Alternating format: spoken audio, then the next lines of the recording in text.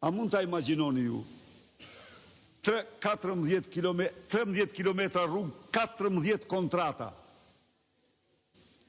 Sepse Rama me Lubin duen të gjobisin 14 kontraktor, të vjedhin me 14 kontraktor. Kontraktorët djegë si Tiranës nuk kanë në mas nishan.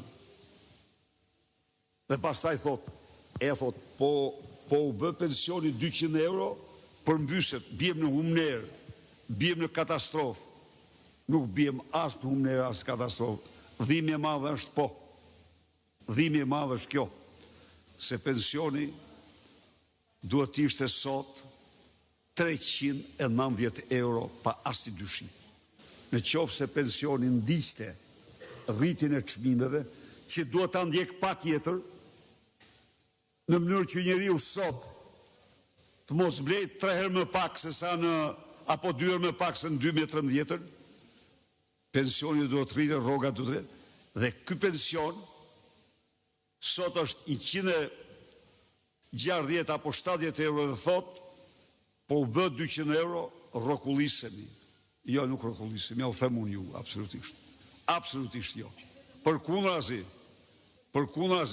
nuk do mund vjedhin më si që kanë vjedhur. Nuk do mund të zhdukin 130 milion euro për djegësin e Tiranës. Dhe para 2 ditë e dërguan dosjen me 2 drejtora në të parancëtishme në atë çështje.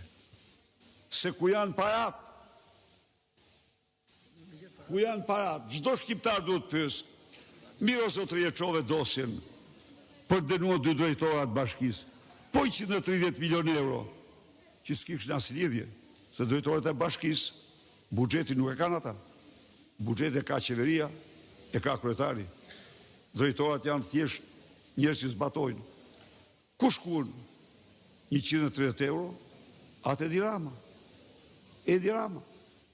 Në kontot e tij bankare të fshehta. Ndaj dhe prokurori nuk shqetësohet se ku shkuan ato.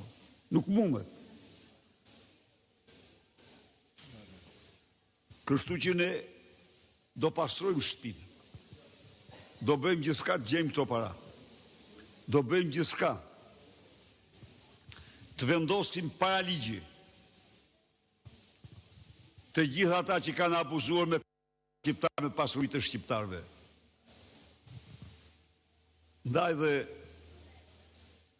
ju ftoj të votojmë njëshin në 11 maj.